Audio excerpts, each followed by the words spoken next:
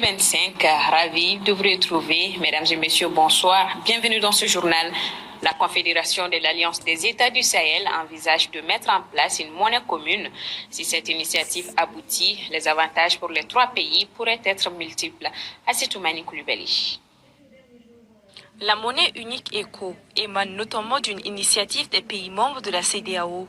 Nous l'annoncions dans nos éditions passées, à savoir que si l'ECO voit le jour, cela pourrait également donner le temps aux pays de l'AES d'envisager de créer une monnaie commune.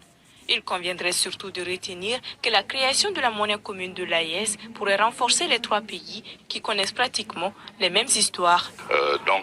Évidemment, le CFA est une monnaie unique, mais si c'est pour intégrer une autre monnaie unique, par exemple, si c'était pour adopter l'écho de la CEDEAO aujourd'hui, je pense que l'UMOA est plus proche que la plupart des pays de la CEDEAO qui ont leur propre monnaie nationale. Et d'ailleurs, si vous prenez les trois pays de la Confédération de l'AES, le Burkina Faso, le Mali et le Niger, ces trois pays ont encore des critères de convergence encore plus forts parce que ce sont des économies similaires et des populations similaires et donc je pense que ça ne pose pas de difficulté à ce niveau-là.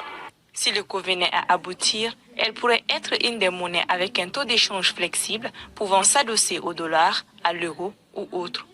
Écoutez, vous savez, l'écho, ça va être une autre monnaie. Ce sera une monnaie qui sera basée sur un panier de monnaies, de devises, et ça aura un taux de change flexible. C'est une monnaie qui va s'apprécier et se déprécier, donc qui va dépendre de l'offre et de la demande. Et c'est toujours une bonne chose d'avoir une monnaie unique parce que ça réduit les coûts de transaction. Vous imaginez, vous allez d'un pays à l'autre, vous n'avez pas à changer la monnaie ou à penser aux difficultés liées à la monnaie. Et je pense que ça ne peut que renforcer l'intégration et surtout le commerce entre les pays africains, ce qui serait une bonne chose. L'ECO, dont le projet de création existe depuis 1960, avec le traité de 1991 qui avait fixé son démarrage depuis 2010, est à sa 6e tentative de création.